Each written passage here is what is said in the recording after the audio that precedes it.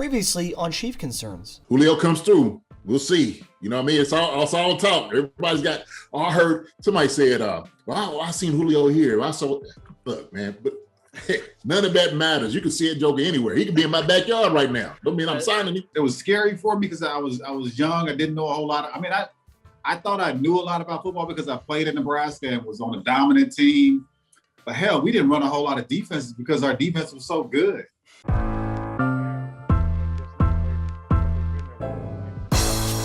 It's the corner where the treats at. Is this the passing of the torch, right? Is this what this signifies? It comes down to that front office and what they feel is most important. The champ is here. We've touched down from a higher plane. Why you landed here? We always look forward to that week because it was always intense. You know that we ain't coming back. We about to. The man, the myth, the legend, Dante Hall. My favorite player growing up was Dante Hall. I love you guys in the show, but Dante was my guy. Get to dashing because you done on the warfare.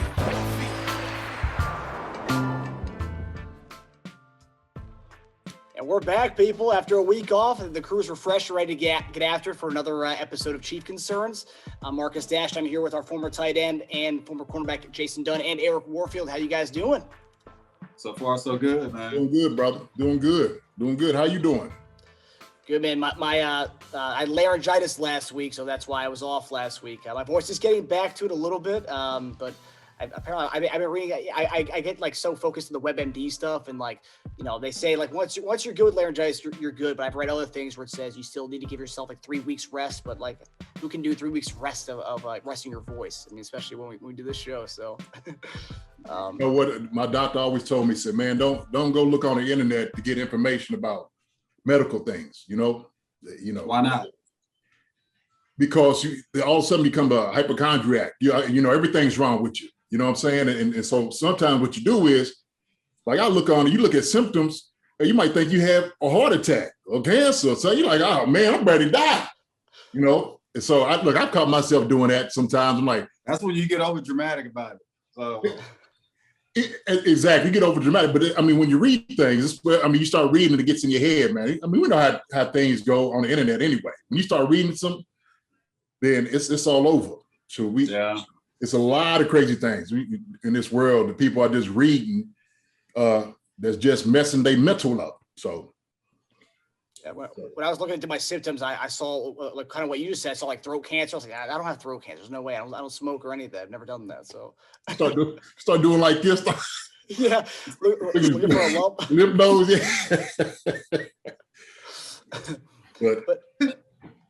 But you know, I will say this, man. It does sound like your voice is deeper, though. You be working on your deep voice. I guess, man. I'm not trying to do too many inflections today, so I'm going to try to keep it. He just hit puberty.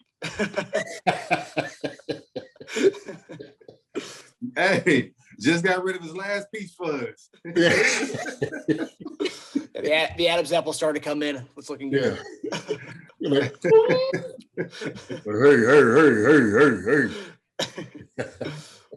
But in the last week or so, I do want to give a shout out to some of our fans there. Last week, I was on 810 Sports Radio with Brad K. Porter, who actually covered you guys back in the day.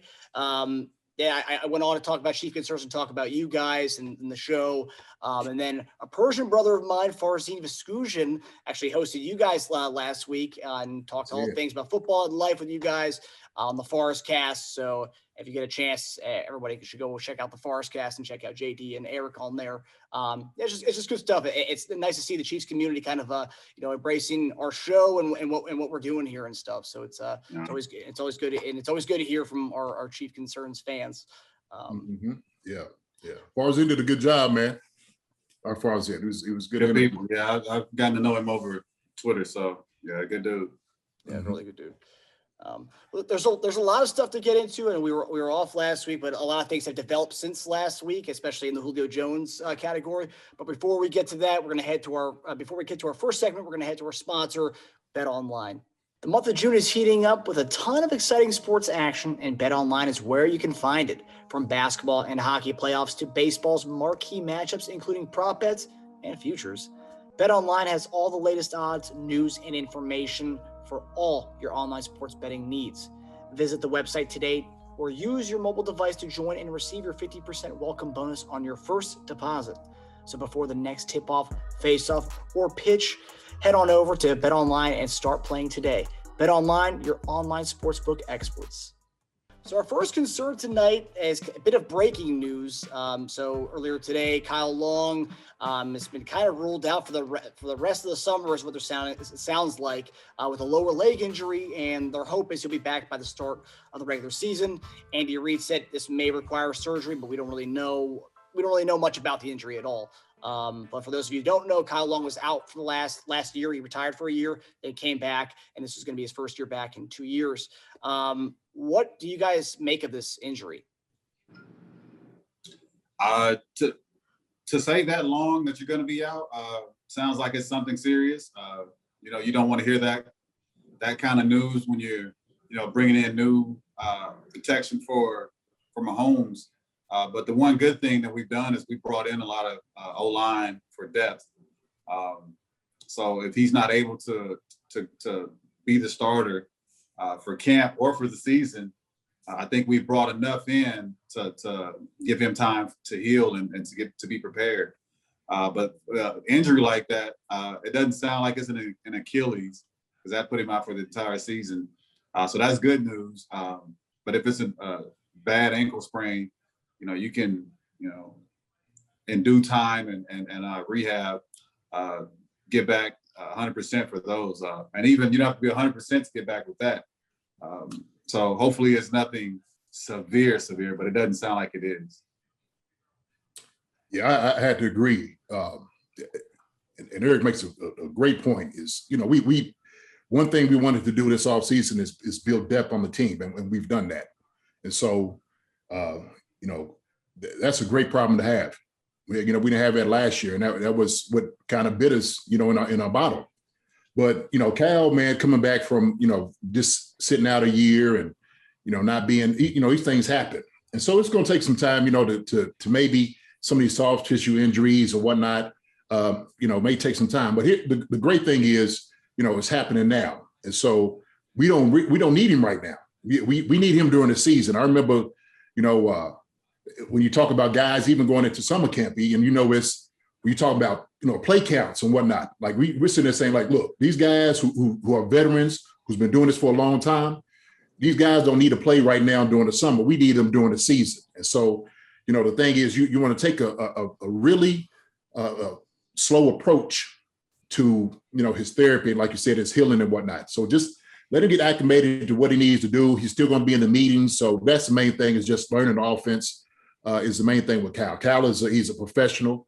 I don't think it's going to be hard for him to develop to get back on the field. I mean, he was playing at a high level when he left, so that's a good thing. So he's like I said, he's a consummate pro, man.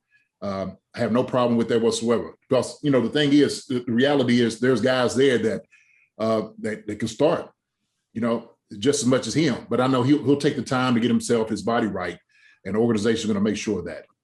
Yeah. Now, the bad thing is that when you get in when you hit that 30 mark, you don't heal as fast.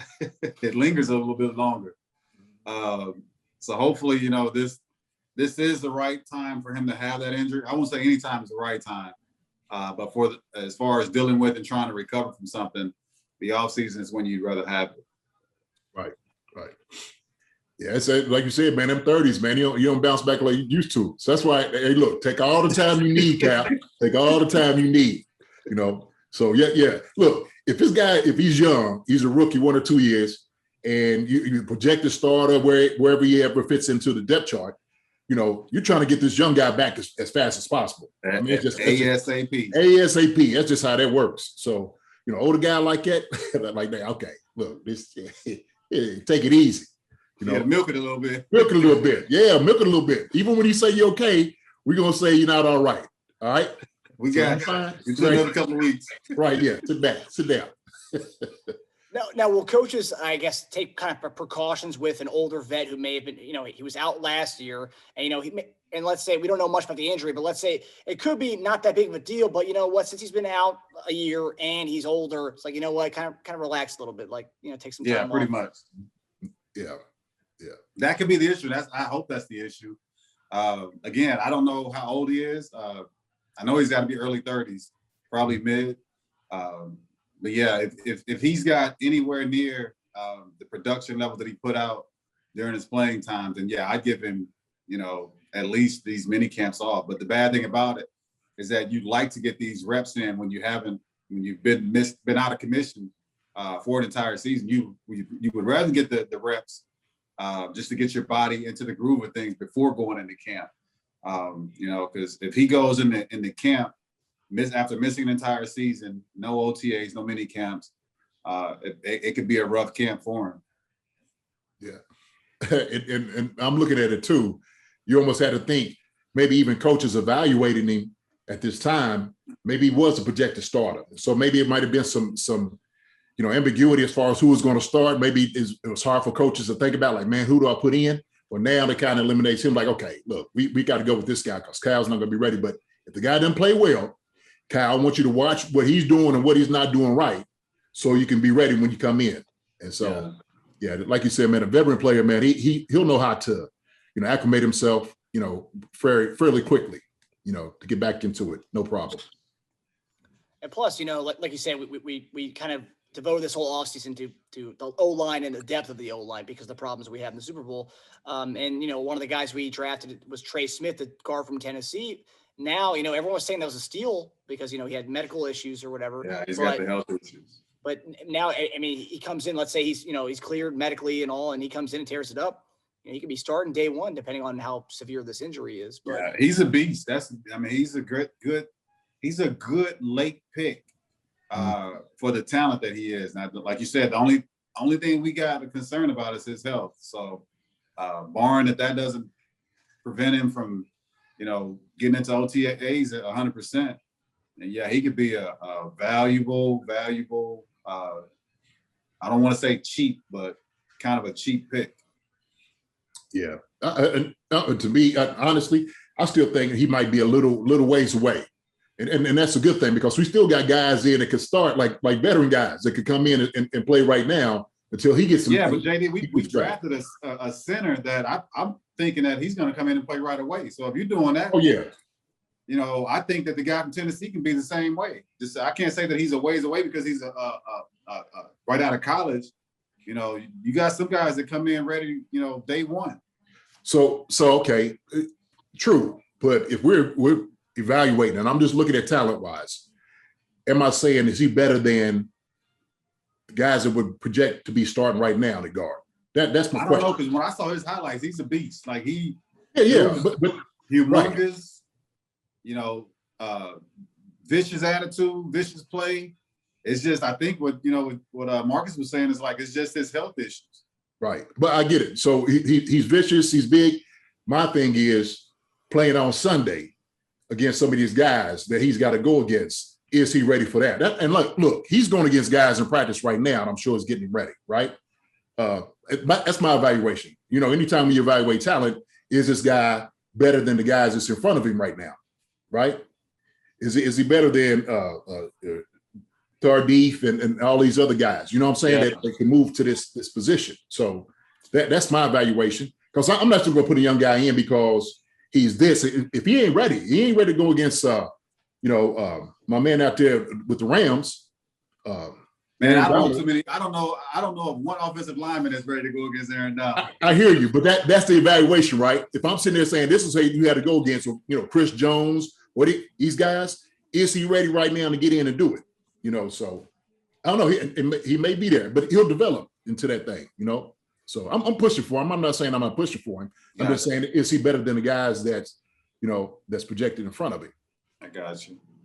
And you mentioned Tardif. I don't think Tardif hasn't attended any of the voluntary mini camps yet. And remember, he took a year off last year because of COVID. So I mean, that also, with Kyle Long missing a year and this injury, Tardif not coming any of the voluntary stuff yet. And the Trey Smith thing, I do have a question about that. So I think he was a 6th-round pick. Mm-hmm. Would it change the perception? Because you're saying he's not ready, he's not ready to go in right away and start, right? We don't know, right? we haven't gone through the camps and all that. Right. Let's say he was we drafted a second round guard, let's say, because Bucky Brooks had him top 3 guards in the draft. But let's say he was a second or third round guard. Would we be saying right now, oh, he's going to start right out the gate, but it's because he's a 6th round pick. And, and let's say he's cleared medically and he's a 6th round pick. We're not saying he's going to start right out the gate. Is that just No, it's based off of, is Creed better than, my guy we got from the Rams? Yeah. Like, is he better than him? So it's an evaluation of talent in itself, right, as opposed to guys getting drafted. So that's what, you bring guys in and draft them high because they're going to be ready to play right away. And even if Bucky Brooks had him projected as maybe the 3rd best guard, okay, fine. But is that guard coming in, is he better than the guy that is projected as a starter in front of him? Right. So that's what it is. So it's not necessarily just, first round pick. You brought him in because you want him to start right away. Creed, same thing. He's 2nd round pick. We want him to start right away. So that's why you got the guys right now. And there's a reason, and regardless if it was, dealing with the health issues, we got him late. A lot of teams passed on it because it was everybody still wondering about these things. So that's what I'm saying. So I'm just evaluating talent. You could be the number 1 pick, but if you ain't better than the guy that we got right here, then you ain't gonna start. So that's how it goes. So with that being said, with the I'm kind of mind blown right now on names. The guy that we drafted for center that we have he's projected to play right away, right? Creed Humphrey. Yeah. And so based on what we just talked about with the guy from Tennessee, would you kind of give that same evaluation of Humphrey? No, and I am. So is he better than Austin Blythe is what the question is, right? So even if Creed Humphrey comes in, you want to project him as getting ready to start, you bring him in because you want him to start right away. You're thinking you're getting him in your 2nd pick because he is better than Austin, right? Or he is going to compete to become that starter. So I think, getting trade back a little bit later on, it's like, well, he compete for the position, but is he better than, right? Is he better than Cal Long? Is he better than, Tardif at the time and all these other guys, right? You still got, there's a number of guys. And like I'm saying, that's a good thing because we have a lot of options of guys, that have played the game before, and that's good. Last thing on this topic. So we talk about if you draft a guy in the 1st round, that's because you see this guy as a starter right off the gate. Right. Is it the same thing when it comes to contracts? Because Austin Blythe, we signed up for a 1 year, I think $870,000 deal, and then Kyle Long was 1 year, like $4 million. Does that also say like how you feel about a player? Like, okay, we're gonna give you this much. We don't know if you're gonna start. Is that similar? Like a similar kind of like? If they're giving you, if they're paying him that much, they're expecting him to have some sort of contribution. Right. They don't pay you to come coach up the players. That's what the coaches are there for. They don't hire player coaches anymore. Right. So yeah, they're paying you millions. They're expecting you to come in and contribute out the door. If it doesn't happen, they cut you. I guess they save whatever they're supposed to pay you on the season. But yeah, $4 million compared to $800,000. We expect you to outperform him. Right. Even if he's playing better at 80% to 70%, they're probably going to play the 70% that's getting $4 million because that's where their investment's at. Right. Now, we've had those situations. I'm not going to throw names out there to say who we paid to do what, but we've had those situations to where it's like, hey, we're paying this guy a certain amount of money, so he's going to play no matter what. You're the better player. We're going to put you in the game. You're going to get some reps. You're just not going to get as many reps as he is because that's what we're paying him for. Now, when it comes back to bite them in the ass, and that's just, that's when they were kind of forced to. And then it's like, okay, we made a bad decision in this either this draft pick or this free agent pick. And so, we might either have to let you go or definitely at the end of the season, we have to let you go and let this other talent, or whether it's young or free agent, take over at that position. Yeah. We're commodities. And like he said, man, you invest in guys because you expect your investment to work out for you, right? So it's the same thing. If you invest in, let's say, maybe a restaurant or something that doesn't go well, like, shoot, you need to get out as soon as possible. It's like, look, I'll eat this, whatever I lost, I'll just go ahead and take it. And then, if we need to part ways, like you said, at the end of the season, then we'll do it. But if I'm bringing a guy in that is on league minimum, 870, and then a guy that is worth $4 million, then I just got more money in this guy because I expect this guy right here to start. Not saying this guy right here, getting him into 870, because, that's part of business too. If we could get a guy for low money and for him to come in and start, and still kill it, well, shoot, that's an even better investment then, right? So. Interesting. Yeah, no, it's just curious when I see those numbers, like, oh man, we signed this veteran for that much, and then we drafted Creed Humphrey in the second round. It's like, oh, well, maybe we didn't see Austin Blythe as the next center, and then we wanted. So is that the number that we gave Kyle Long? $4 million? $4 million is what we gave Long. 870,000 so we gave Austin Blythe the center. Yeah, sitting out a year, get $4 million, come back. Right.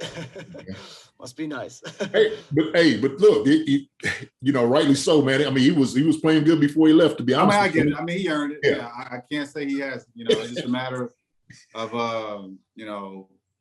I'm just sitting there thinking like, dude, you sit out an entire year, you got to live in your best life.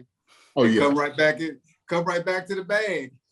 Yeah, but if you come back and they're only giving you league minimum, you're like, man, I ain't coming back for that.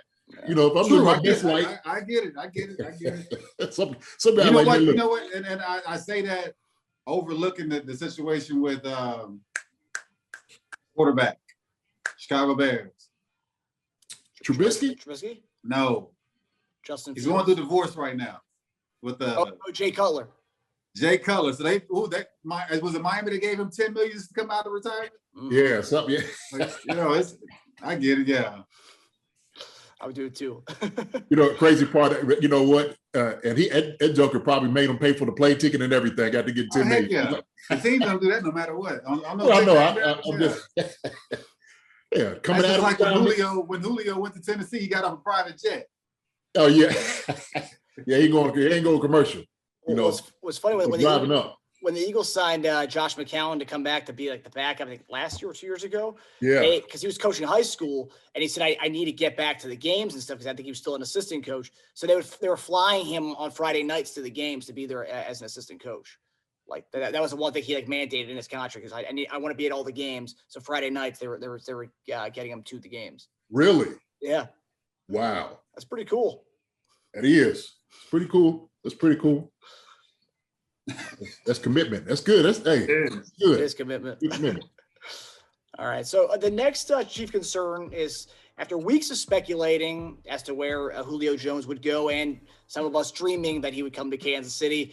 But now he's found a home in Tennessee, joining Derrick Henry, A.J. Brown, and Ryan Tannehill. In your eyes, is Tennessee now the biggest threat to Kansas City? I still don't see it. That's just my opinion. I'm sorry for cutting you off, JD.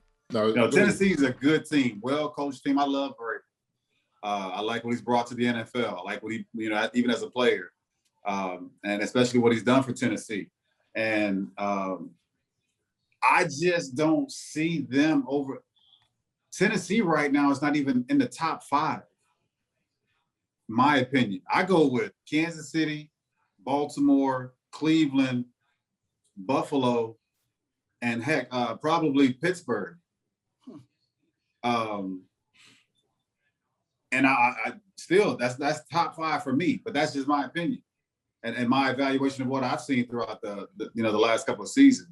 But to add a player like Julio, I just think that him being still just going back to the Chiefs, being a part of the Chiefs offense, it takes some pressure off of you because you got Kelsey over here, you got Tyreek Hill also, and you got the biggest arm in the NFL. You sat there and talk about you wanted a quarterback with a big arm. You can't get a bigger cannon than Mahomes. But you go to Tennessee, and I get it because you did all your workouts with Derrick Henry throughout the offseason, and he somehow convinced you. But yeah, that's just I understand what Brown brings to the offense. Big, explosive receiver. So it could probably be a top contender. For me, I just don't see them still being a top 5. I don't see them being better than Cleveland, better than Baltimore, just better than Kansas City or Buffalo. And I'm not sure what kind of a Pittsburgh team you get, but when you got Roethlisberger and I can't think of my coach's name. Tomlin. Yeah, when you get Tomlin and Roethlisberger get together, you're always going to have a sort of a playoff team. So, yeah, hey, look, there's no doubt that Julio Jones makes them significantly better, significantly. True. And Tannehill is, he's a good quarterback. The thing is, what has gotten them as a contender is that guy that's back there, taking the handoffs. Henry. I mean, with that joke, he was the one that was carrying that team on his back. Now, here's the thing, though. So what that does is now you take away from his carries. You don't have to carry the ball anymore. Now you got legitimately two guys on the outside that are dangerous, absolutely dangerous. And so they've gotten significantly better. Will I say that it's made Chiefs? I'd say they probably brought them up a couple spots, no doubt about it. Absolutely. So now I think they're better than Pittsburgh. I do. Their defense struggles. That's their deal. Their defense is just so. I think they were ranked like 28th in the NFL last year, which is horrible, right? So they make your top five? Huh? They make your top five? Top five in AFC? Yeah. Yeah, definitely. They make your top three? Top three? Yeah. Top three? It's tough, man. Yeah, it's tough. I know. Look, Vrabel's a good coach. Let me hear your top three. Let me hear your top five. Top five. We know Baltimore. We know Baltimore's up there. He's a Lamar guy. Yeah, definitely. Yeah. So I'm gonna go with Kansas City, Ravens. This had to be in no particular order, but I got Chiefs first. Heck, I'll go on and do it then. Cleveland, Tennessee, and then Buffalo. That's what I'm looking at. I think Buffalo's a decent team. I think they're a good team. Got a great quarterback. Same thing, man. They struggle in areas. That's their problem. They struggle in areas. So I haven't really looked over like the strength of the schedule strength right now. But if I'm looking at teams wise, what you had to see on a Sunday, Julio Jones and AJ Brown, and then you got Derrick Henry. They dangerous. They are absolutely dangerous. So I agree. I'm just not I'm not a believer in what Tannehill can bring to the game. I think that even with Derrick Henry, you should be. You're gonna have at least 8 or 9 players in the box trying to stop him. Right, so that should open up the passing game for you 100% to just be outstanding. And I just don't think he's that game changer. Well, I'll tell you what, he's surprising. I went down. I watched the Chiefs and Titans play last year. I watched the game. I was there for it. Terrible game. Yeah. Well, it was a fun game, but it was a bad outcome. Right. It was the outcome of it. And the thing was, they was never out of the game. The problem, I was thinking like, man, leave it in Tannehill's hands at the end of the game, right? Well, now all of a sudden you got Julio Jones, and AJ Brown on the outside. That's tough. So Derrick Henry, now you don't have 8 or 9 in the box. Now you can even hand it off if you wanted to this locomotive in the back behind you, right? Where teams are thinking you're going to pass. So they got a legitimate threat on the other side, man, that makes them even more dangerous. So now Tannehill, I'm sure that joke is like, oh, thank God, because I think he was like top 5 maybe in like, rankings as far as like completion percentage and all of that. I don't know. I remember reading it somewhere, but he did a great job. He did a great job last year. So now he's got another guy to throw to. He got a good tight end. So, hey, what was the one bet that me and JD made on here? It was if Baltimore would have a 1,000-yard receiver. Yeah, he still got that bet. Baltimore, yeah. Baltimore. Yeah. All right, so I'm going to throw another one in there. Ooh. I don't think Derrick Henry gets 1,700 yards. 1,700 yards? I don't believe he will either. No, I ain't going to say 17. Took some of his carries away from him. I mean, he eclipsed 2,000, so easy. You taking carries away from me. And the good thing is you keeping a guy like that fresh. I'll say this. How about this then? How about we put up maybe 1,500 yards this season? Oh, I think he gets that. Okay. Oh, man. Hey. Barring no injuries, he gets that easy. Okay. All right. We'll find something else to. I'm sure somebody else will come up for sure. Mm-hmm. But I do have a question. So, like, we talk about Tannehill, and now he's got another legit receiver. But, he did have Corey Davis, who got big money from the Jets this offseason. And Corey Davis, for a couple of years with Tannehill, we were thinking this guy's teetering on bust. And, I mean, this past year, he had a good season because Tannehill actually started throwing the ball. But, I mean, that's no slouch at a number 2 receiver. And, that the offense was still, kind of reliant on Derrick Henry. And I know Julio and Corey Davis are nowhere near the same level, but still that's no slouch at number 2 receiver. So that's kind of like where I'm at with the whole Tannehill thing. And I think on his QB percentage or his throwing percentage, I think he was amongst the top bottom 10 as far as attempts per game too. So that also helps with the percentage. Yeah. Right. Well, you said a key thing right there, Corey Davis and Julio Jones. And I think Corey Davis was just okay. I think he was all right. Yeah, he was serviceable, second receiver. But Julio Jones, here. Right. Corey Davis, here. Julio. And I'm not taking anything away from Corey. Corey's, a great player. I'm not saying anything about that. I'm just talking about how good Julio is. So I used to question, like, well, how would we get, when I was in Nebraska, how would we get, 4-star receivers to come there? Like, why? Why would you come to Nebraska when you can go all these schools that are passing? 100% what we're going to do in Nebraska, and that's run the option. You're going to become a blocking receiver no matter what. You better, you're going to get the ball a few times, but for the most part, you're a blocking receiver. I don't see Tennessee changing their offense up due to what, not just last year, but what Derrick Henry's done throughout his career. He's a punisher. He's a bruiser. He's going to get the yards. He's going to get a lot of touches. Just bringing Julio in, help try to open things up. I think they're hoping on that. I just don't see a whole lot of their offense changing. Come on, E. Come on now. Hold on. Hold on. Look, first off, they got a new offensive coordinator this year, for one. All right. Who'd they get? Huh? Who'd they get? I forgot his name, but I know they got a new one. My boy, man, his son Derrick Henry's your franchise. Huh? Derrick Henry's your franchise. He's your franchise, but you realize you've been running your franchise. You've been running this horse, as hard as you can. No more. Huh? You're going to run until the wheels fall off. Now, well, look, Derrick ain't saying that. He's like, look, man, you know what? If Julio, and I'm sure he said, man, if you could take some of these. He's not arguing about it either. Well, I'll say this. Look, we know a running back shelf life is that is real small. And so what you're thinking is, look. But everybody don't want to be that statistically. But you get one that stands out and that continues to go. Like, Adrian Peterson is still doing it.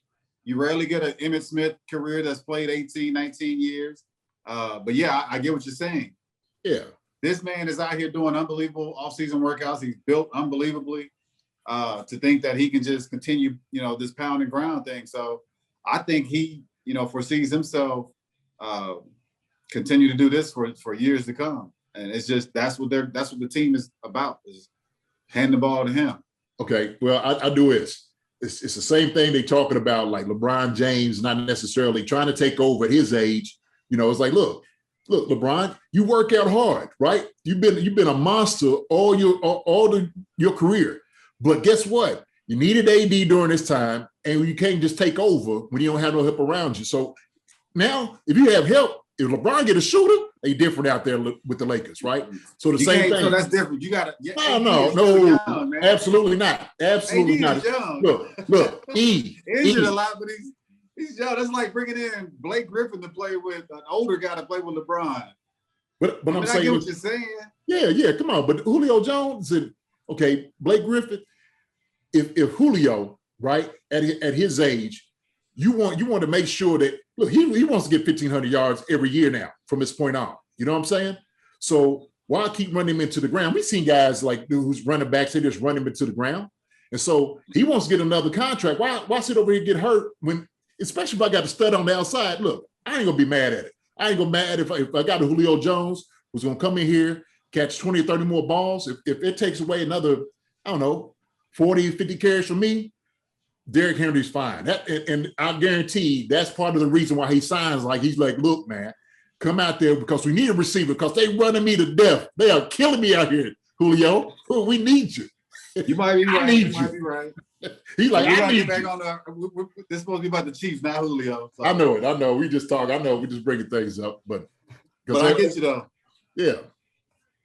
Well, and that's the last thing on this whole topic was, for me, I think the situation that he's gone to is, I think Matt Ryan's a better quarterback than Ryan Tannehill, just based on career and body of work.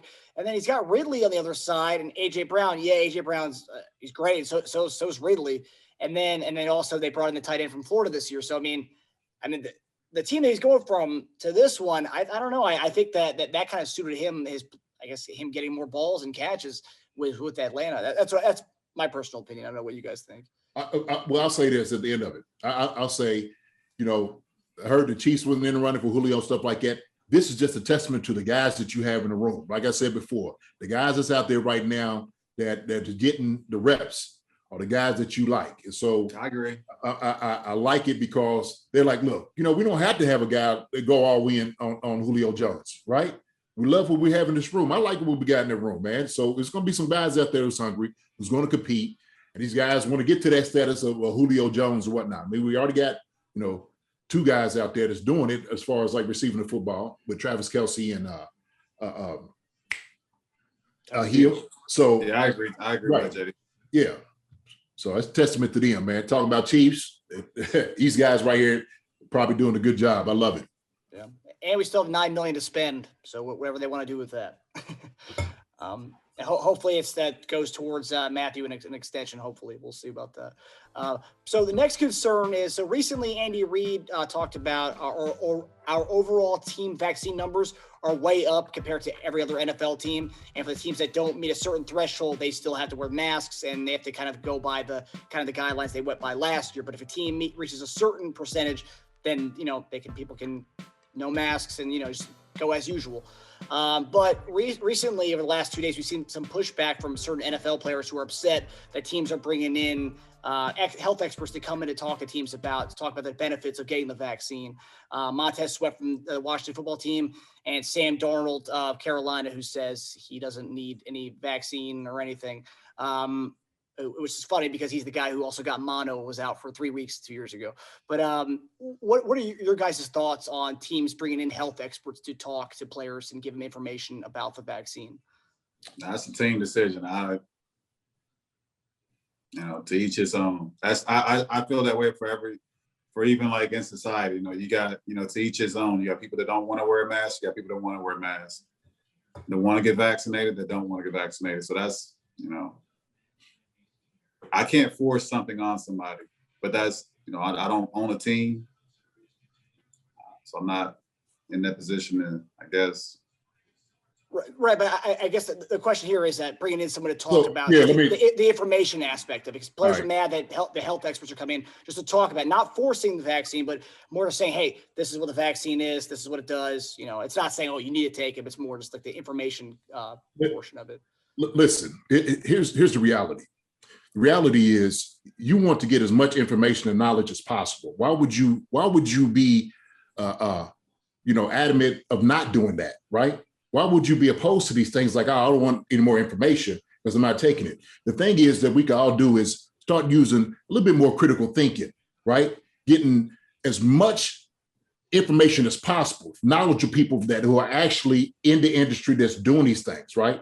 As opposed to every little person who's out here on the internet spouting, oh, well, now all of a sudden the vaccine does this, the vaccine does that. And all you're doing is taking opinions from other people who may not even be in the field for it.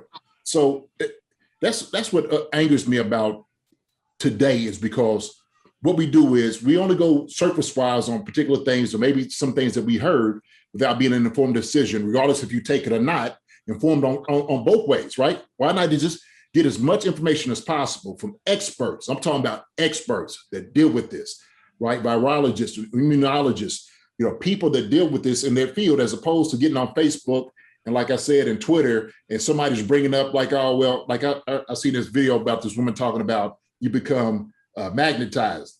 It's crazy to me, because sometimes what you do is you get into some conspiracy theories, and guess what? It costs people their lives, right?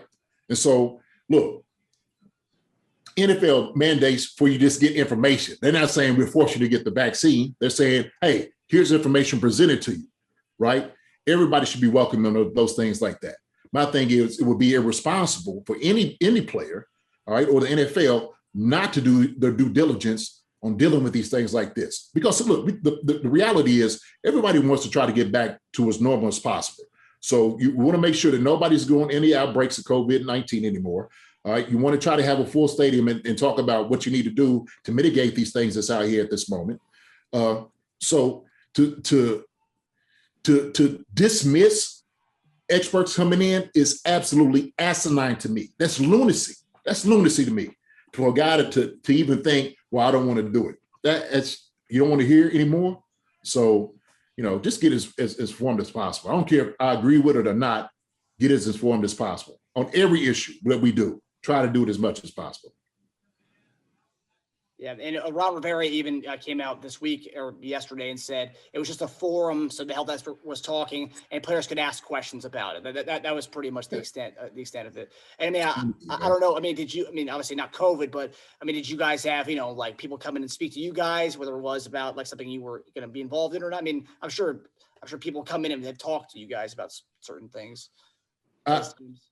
At least with me, what I did as much research as possible. I'm one of those, man. I'm an avid reader.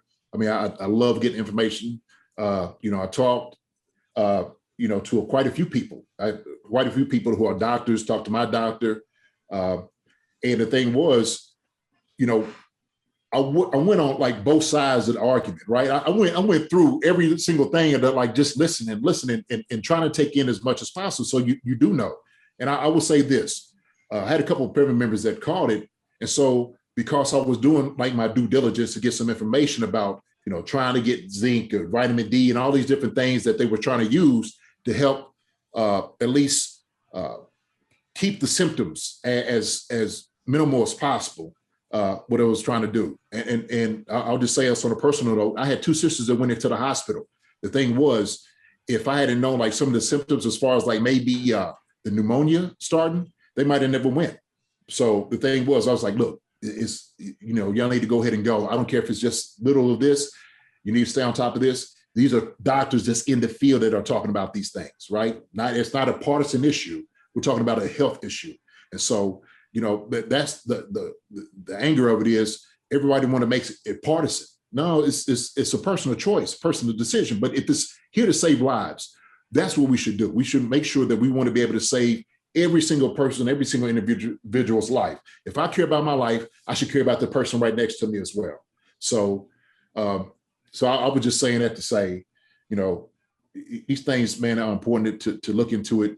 Make sure you do, like I said, do your due diligence, get all the information as possible.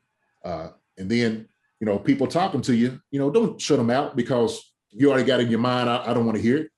To me, that's just crazy. It's crazy. All right. Yeah, and I think from the NFL's point of view, it's just more like, hey, we want to relax our, policies and stuff, but that's just based on the vaccine, and here's the information. So I think that's what it was. And I think some players like Montez Sweat were kind of blowing that proportion, saying like, the Redskins or the Washington football team, they're not making to get the vaccine. It's more just like, here's a forum. That's it. Oh, man. It's good to have. We talk past each other now. We need to be talking with each other. Having these forums. We don't have enough forums already. That's part of the problem. We get on our own little echo chambers over here. We can't see the other side because we so, I'm loyal over here, staying so tight on my end about my beliefs that I won't even try to entertain anything else or even try to listen to it. So that's just part of critical thinking. If we can't get there, then we can't solve anything. Yeah, can't solve it all. I'm right with you. All right, so the final concern tonight is kind of tied into Bashaud Breeland leaving. He signed with Minnesota last week. I know we've been on the show talking about Bashaud Breeland, hoping he comes back, but it also speaks to what we, about the guys we have in-house, kind of what you talked about with the receivers, with not getting Julio. It speaks to what we think about the guys we have in-house. So this week, defensive coordinator Steve Spagnuolo compared second-year cornerback L'Jarius Sneed to former Eagle and former teammate of yours, Bobby Taylor, JD. He says he wants to play Sneed outside in the 4 DB packages, and then he also wants to move him inside in 5 DB sets. And so two things, JD, you played with Bobby Taylor, so I'm curious to know about the comparisons there. And Eric, since you played quarterback, I guess talk to me about the versatility of playing outside in 4 DB packages versus playing inside in 5 DB packages. Like what's the significance of that? Oh, it's not easy. Now, if he's able to do so, he's pretty gifted. And I don't know how tall Sneed is, but Bobby's a long, lanky guy. Heck yeah.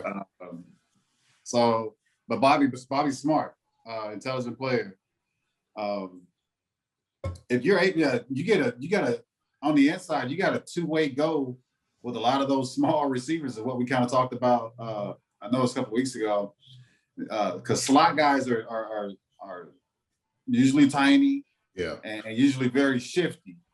So if he's an inside guy that can move over to the outside, that's a heck of a transition, especially during the season. But you don't get a whole lot of those plays now. If he's a starter for the season and he's having to go inside outside, that's that could be complicated season to try to go out and being switched around, because having certain lead legs when you're playing corner kind of helps you get in and out of breaks. It seems like a small thing, but it's a big thing when you're out there trying to play the position.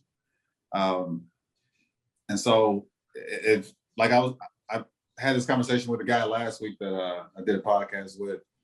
For me, I like guarding the Z receivers because I always had that's where the better receivers are played at. X was the guy that was lined up on the line of scrimmage. It was easier to play X because they're easy to get your hands on them. I enjoyed the Z so much because that's when you got the big name playmaker guys that were able to. That's the guys that are put on the move, in motion receiver. Yeah, and so good in. Yeah, and so but the worst part about it is when it came to big name guys, I had some of my better games.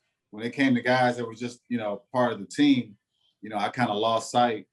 Fell asleep during the game at some point. I won't say fell asleep, but just dozed off for a moment, just not caring to think that throw the ball to this guy at some point, and all of a sudden you get caught with a pass. So that was kind of a fault of mine that I did with some of the not bigger name guys. Now when it came to Randy Moss, T.O., some of those big name guys like Warfield was locked in. But yeah, that was usually on the left side and playing corner. So if I'm playing on that right side, heck, you weren't going to get any motions. You're basically locked in. And that made it kind of easy. The challenges were coming from the Z, because then you'd also have to, call for an exchange, because if he's in motion, you got to switch with that other corner with that nickel back if there's a motion and they switch routes. So there's a lot more thought into it that goes with the Z. So I enjoyed the challenges that came out there. Now playing nickel was complicated because, you have two-way routes when that guy comes off the ball. And it made things hard because you couldn't really, you try to play to your strengths, but linebackers usually get caught up into the run, and that at times. And so when they do that, it takes away, the threat that you have that was either inside or outside. So you have to be on your P's and Q's at all time playing a nickel back, but it's only for a couple of plays. Now, so if he can do all that, that's a gifted guy. So, but heck, I'm just glad he's back. He had a bad injury to put him out. I think Ward is going to be the other corner that we have, and we got our 2 safeties back. So it should be a good look for the secondary if the front 7 is able to put the pressure on the quarterback of what we're thinking with these picks that we brought in. JD? Yeah. His comparison to BT, Bobby Taylor, like he said, man, Bobby's every bit about 6'3". Yeah, Bobby. 205.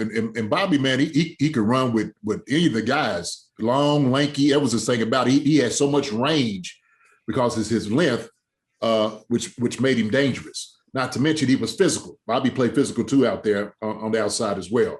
So he can do it because of the size that he had against receivers. So that's going to be good. Now, the Sneed, on comparison on Bobby, he's I got to watch even more of Sneed. I used to watch Bobby every single day. You got to realize, when you play with, you see him every single day, what they do. But Sneed he's good, man. He's a dangerous corner. That's what I like about him. And he's good. So him going in from, like you said, just regular to, 5 DBs out there, because, teams are going to be trying to, pass up there. And then you got a guy who's going to be kind of a bigger guy on the inside. Can he handle it? Absolutely. So them making that commitment to him, right? And letting, Brashad go and say, look, you know what? Look, we like what we got in the room. We're going to put money into this guy right here. We brought guys in and we're fine with it. And I think E has a valid point, man. The front seven changes things for the secondary, no doubt about it. So the better your front seven get, the better your secondary is going to be. I don't think anybody's going to shouldn't be able to just run by our guys, right? Shouldn't be able to. I mean, we've seen it kind of in the Super Bowl. I bring that up, but I don't want to talk about that. But other than that, our guys should be all right, man, in the secondary. And so I don't think, like they said, look, we don't want to commit ourselves to Rashad. Sorry to see him go, man. I just hands and hats off to him, because, man, the dude, man, he played, lights out ball for us, man. And I appreciate every little thing he was able to do for the Chiefs. But now, man, he's wearing a different helmet and jersey. It's just how those things go. And so Sneed, I think, man, is going to just lock it down, man. And Spags, absolutely is confident what they can do. But yeah, being kind of big guys and long rangy guys. So I think it's probably what he's meaning, like BT. BT could just cover a whole lot of ground, man. That was the thing about it, man. So have you seen BT walking around? Both big guys out there. Yeah. Yeah, So. and since you played with JD and obviously Eric, you played alongside Bobby Taylor in the league together. I saw some people like just tweet, young bucks who probably don't know who Bobby Taylor was, and I probably saw him towards the end of his career, like going into his Seattle days. So I didn't get the full exposure to him. But kind of that's high praise, right? Like come from Bobby. Oh yeah, absolutely. Yeah, no doubt about it. I mean, BT, man, BT probably should have made, to be honest with you, the Pro Bowls. And he didn't. And, the thing is, you got to think about, playing at the time, the guys that were out there. And it's always tough. I remember, you think in the secondary, you had Darryl Green and those guys, Dion at some point. I mean, there's a lot of guys that was in the NFC East that was causing a lot of noise. So BT probably should have got a nod, man, in the Pro Bowls more than he did, maybe recognition. Baby boy, Brian Dawkins got a lot of recognition in himself. But BT was part of that. I mean, I'm telling you, man, I watched it. It was BT's second year, my first year. And he was phenomenal. He was athletic, pigeon-toed running out there, and just would be all over the field, man. BT, good people, though.